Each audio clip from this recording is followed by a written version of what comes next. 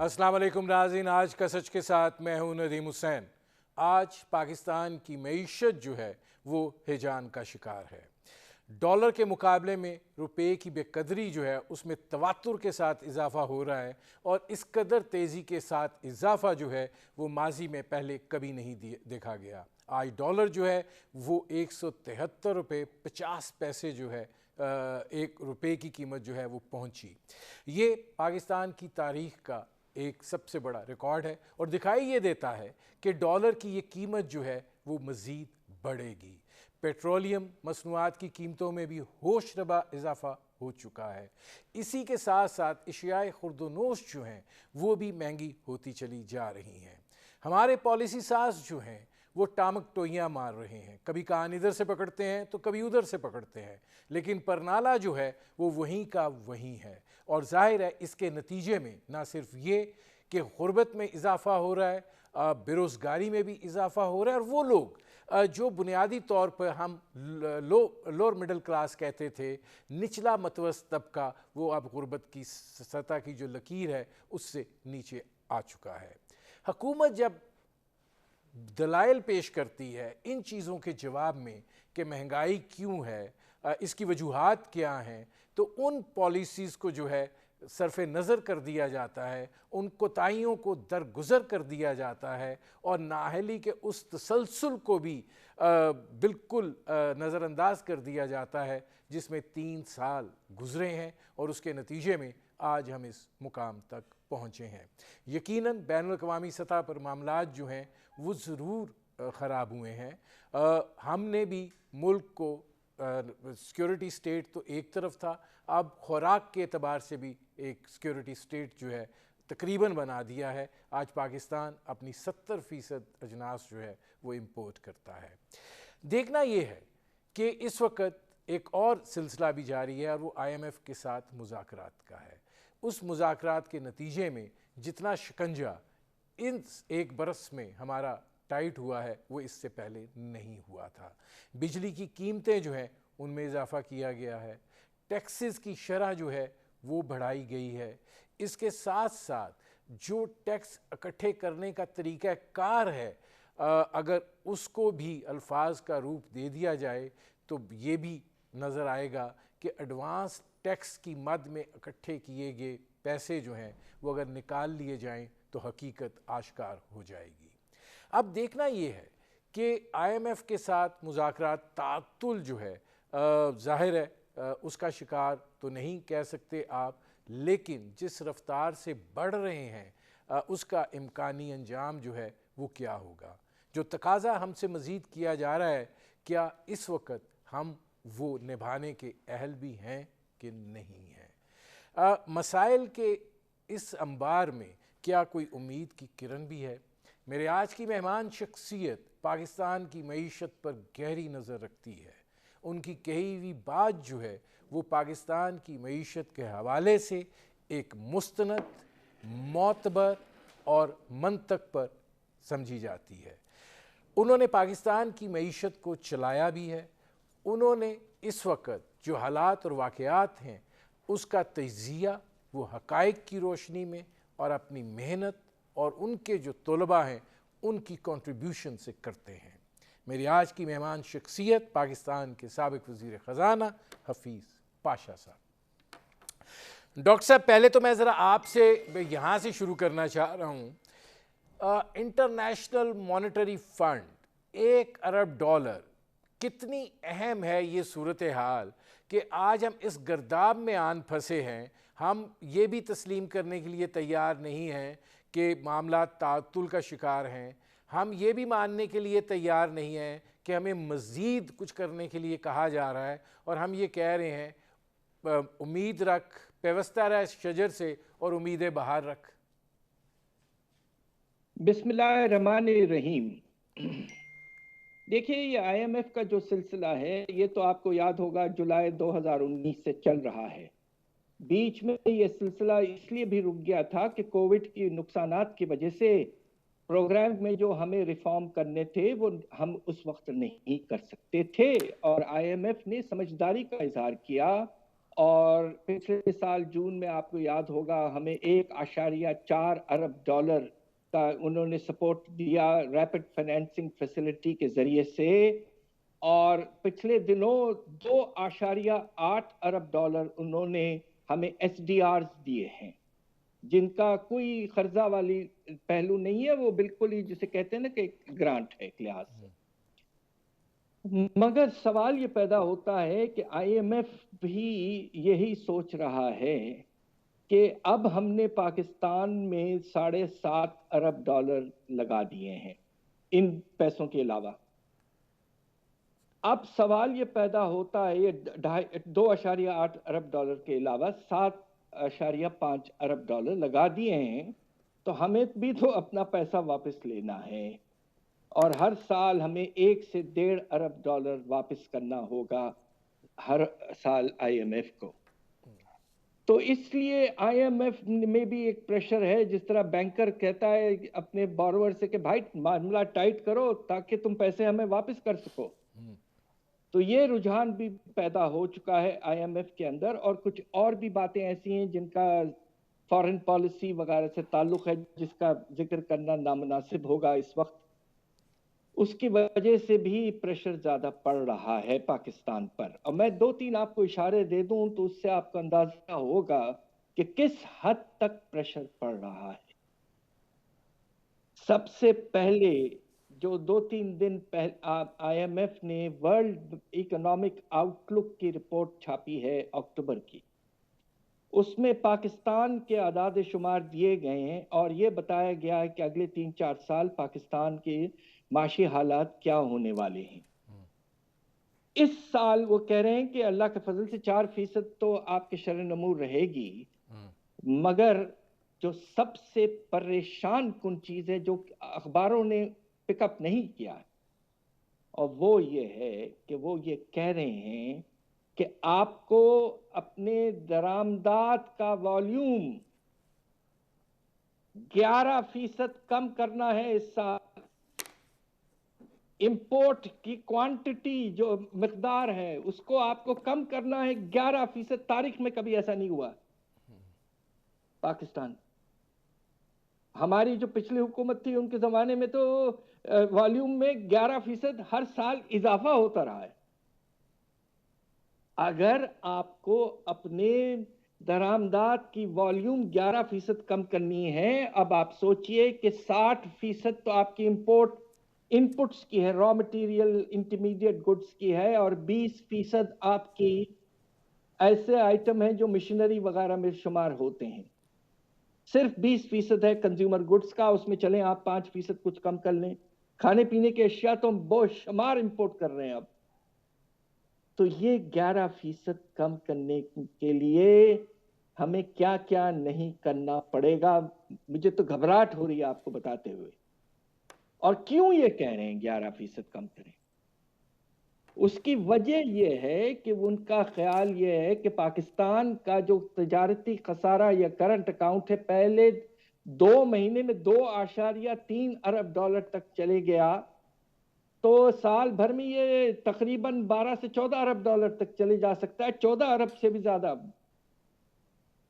وہ یہ کہہ رہے ہیں کہ آپ کا جو تجارتی خسارہ ہے اس سال کھینچ کھانچ کے پروجیکشن جو کی ہے 9 ارب ڈالر کی، تو آپ کو نمایاں طور پر اپنے درآمدات کم کرنے پڑیں گے، اور اگر آپ کی امپورٹ را مٹیریل اور انٹرمیڈیٹ گڈز کی کم ہو گئی تو صنعتی پیداوار اور ہمارے ایگریکلچرل سیکٹر کے انپٹس کہاں سے آئیں گے؟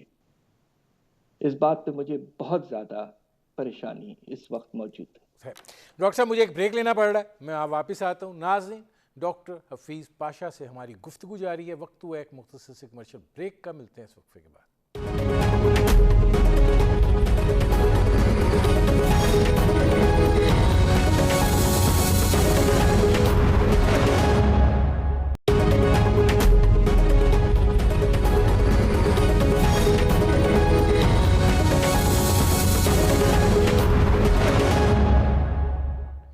Welcome back. ڈاکٹر صاحب، دوسرا سوال اب یہ ہے کہ یہ جو ڈالر کے مقابلے میں روپے کی بے قدری ہے اور اس رفتار کے ساتھ ہے، آپ ذرا بیان فرمائیں گے کہ اس کی وجوہات آپ کے نزدیک کیا ہیں اور اس کا کتنا خوفناک نتیجہ جو ہے ہمارے لیے برآمد ہو رہا ہے اور آگے چل کے مزید ہوگا؟ سب سے بڑی وجہ یہ ہے کہ آپ کے درآمدات جو ہیں وہ پچھلے سال چونکہ لیول کم ہو گیا تھا، تو ہم یہ سوچ رہے تھے کہ ہمارا تجارت کا خسارہ کم ہو گیا ہے، اور اس کی کمی ہونے کی وجہ یہ تھی کہ کووڈ کے بعد قیمتیں گر گئی تھیں اور تیل کی قیمت $40 تک نیچے گر گئی تھی فی بیرل۔ اب وہ $80 سے بھی زیادہ اونچی چلے گئی ہیں۔ آپ کے ایڈیبل آئل کی امپورٹ جو ہے، پام آئل کی، اس کی قیمت میں 85% اضافہ ہے، بہت سے آئٹمز میں 25 سے 40% اضافہ ہے۔ آپ کا درآمدات کا لیول پچھلے سال کے لحاظ سے تقریباً 2 گنا ہو چکا ہے، تو سپلائی جو ہے فارن ایکسچینج کی وہ تقریباً اسی لیول پہ ہے، تھوڑا سا اضافہ ہوا ہے ہمارے ایکسپورٹس میں، برآمدات میں، مگر وہ بہت کم ہے ہمارے جو اضافہ ہمارے درآمدات میں ہوا ہے۔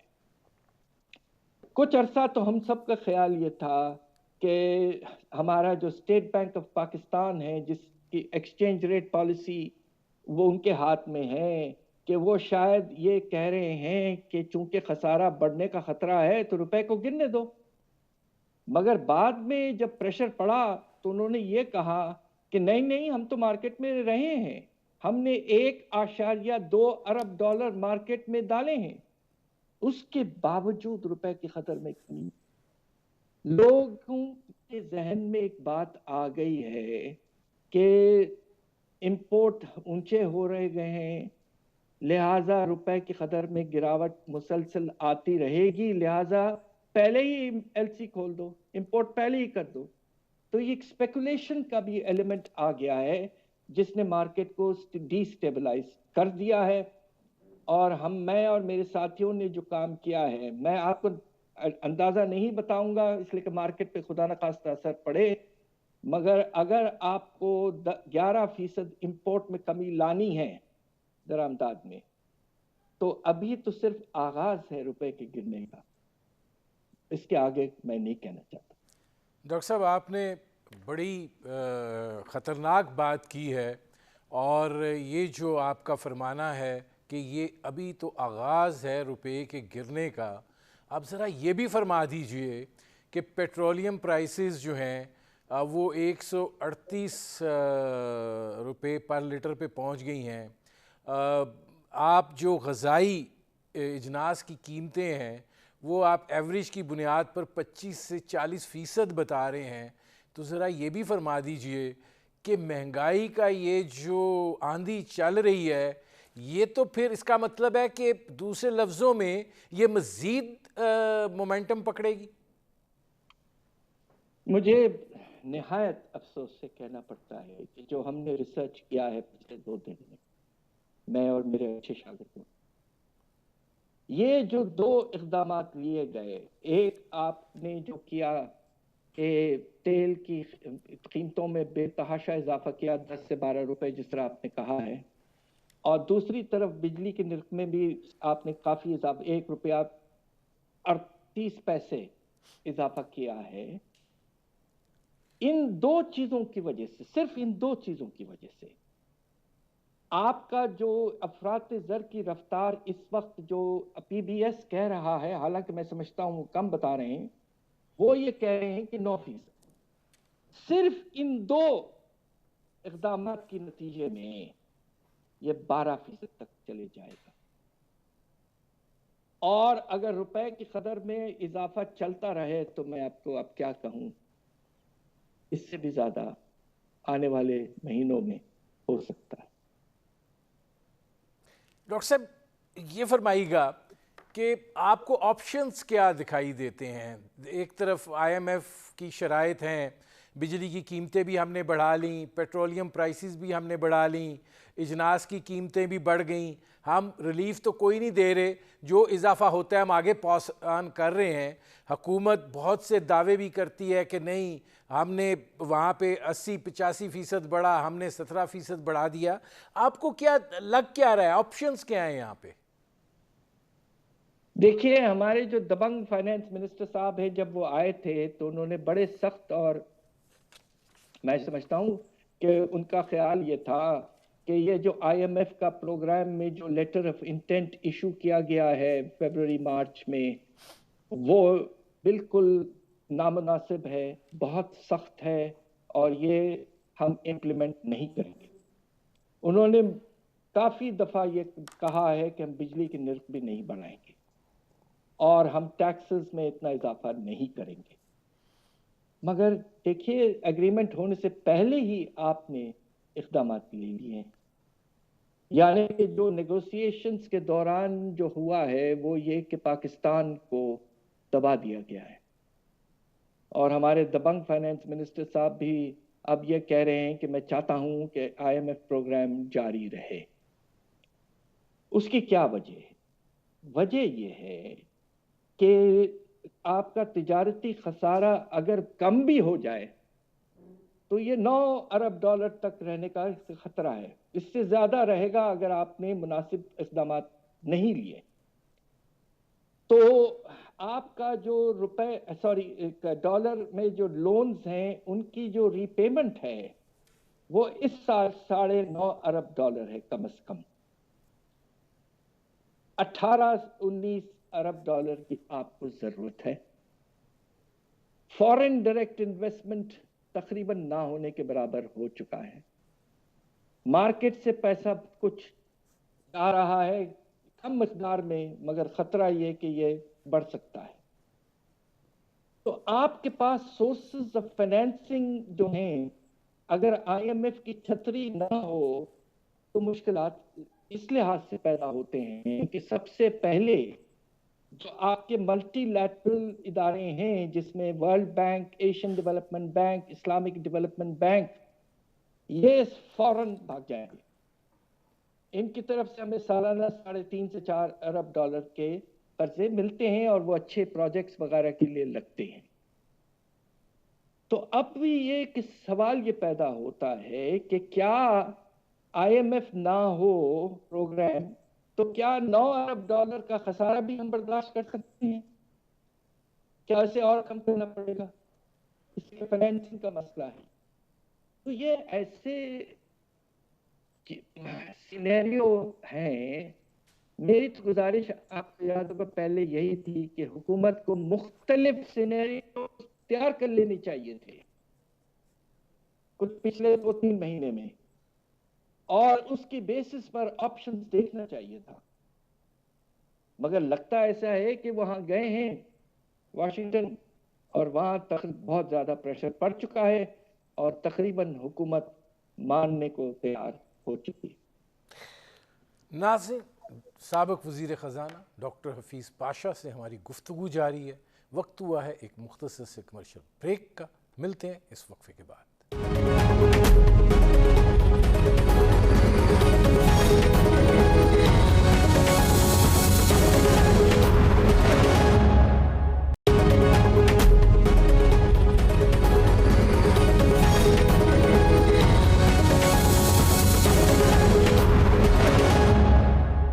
Welcome back. ڈاکٹر صاحب، اب یہ پھر فرمائیے کہ اس کا مطلب یہ ہے کہ ہم قرضوں کی الجھاؤ میں ایسے الجھ چکے ہیں کہ روپے کی بے قدری بھی جاری رہے گی، مہنگائی کا سونامی بھی جاری رہے گا۔ اب پھر پاکستان میں غربت اور بے روزگاری جو ہے اس کو کس سطح کے اوپر جاتے ہوئے دیکھ رہے ہیں؟ ایک اور چیز کا میں ذکر کرتا ہوں، پھر آپ کے سوال کا ڈائریکٹ جواب بھی دوں گا۔ صرف تجارتی خسارے کا مسئلہ نہیں ہے، اس وقت بجٹ کے خسارے کا بھی بڑا مسئلہ بن چکا ہے، اور اس پہ بھی آئی ایم ایف آپ پر بہت پریشر ڈال رہا ہے۔ اور ایک طرف جو آپ کا جو बिजली का शोबा है, उसमें जो सर्कुलर डेट आसमान तक पहुंच चुका है, उसको भी कम करने के जरिए हमें ढूंढने पड़ रहे हैं। आईएमएफ का प्रेशर उस पर भी पड़ रहा है। तो एक फ्रंट पे मसाइल नहीं है, आपके तिजारती खसारा, बजट खसारा, मुख्तलिफ सेक्टर्स में खसारे, बजट जो बनाया गया कमजोर था, मैंने आपसे पहले कहा, जो आदाद शुमार थे वो मुनासिब नहीं थे। आईएमएफ आपसे अब कह रहा है कि आप और टैक्सेस लगाएं।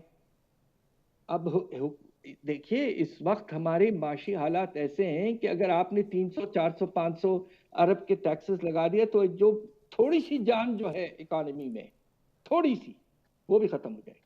डॉक्टर साहब एक चीज़ फरमाइएगा, ये जो शौकत तरीन साहब की मैं देख रहा था फुटेजेस जो जाहिर है वाशिंगटन से आ रही हैं, उनका चेहरे पे जो एक कर्ब की कैफियत है, उसकी बुनियादी वजह आपको ये दिखाई देती है कि मज़ीद टैक्सेस का तकाजा है और उनको अब समझ नहीं आ रही है कि जो उन्होंने दावे किए थे अब वो कहाँ खड़े हैं। देखिए, मैं यही समझता हूँ कि उनकी नीयत बहुत मुनासिब है, वो पाकिस्तान को आगे ले जाना चाहते हैं और तरक्की की रफ्तार बढ़ाना चाहते थे। उन्होंने हमारा मंसूबा बंदी पे खर्चा जो है वो तकरीबन 1200 अरब से 2100 अरब तक ले जाना चाहते थे ताकि रोजगार बहुत से पैदा हों। तो उनकी नीयत बहुत मुनासिब थी, मगर शायद उन्हें अंदाजा इतना नहीं था जब वो आए कि हालात किस कदर पेचीदा हो चुके हैं। और एक नई चीज जो हुई कि साल के आगाज से बाहर में जो कीमतों में बेतहाशा इजाफा होना शुरू हुआ, उसने हालत जो है तिजारती खसारे के लिहाज से बिल्कुल ही तब्दील कर दी। तो एक नया मसला और खड़ा हो गया है। तो बेचारे वो इस बात से परेशान हैं कि मैंने जो भी प्रोमिसेस किए थे, मैंने कहा था कि मैं बॉटम अप अप्रोच लाऊंगा, मैं लोगों को पैसे पहुंचाऊंगा, मैं चीज़ों की कीमतों में कमी लाऊंगा। अब पता नहीं कितनी उनके पास गुंजाइश रहेगी ये सब करने के लिए, इसलिए कि वाकई इस वक्त रिलीफ का जो जरूरत है वो बेतहाशा जरूरत है। लोग बेतहाशा परेशान हैं। और मैंने जिस तरह अभी कहा कि दो आपने इक़दाम लिए, उसके नतीजे में 9 से 12% आपके अफराती ज़र ऊपर चले गया है। डॉक्टर साहब मैंने जो आपसे सवाल किया कि गुर्बत और बेरोज़गारी, ये अब आप कहाँ तक जाते हुए देख रहे हैं, और इस वक्त जो गुर्बत की सूरत हाल है, आप लोगों ने लास्ट टाइम भी बहुत काम किया था इसके ऊपर और वो इदाद व शुमार जो हैं वो बड़े मुस्तनद थे।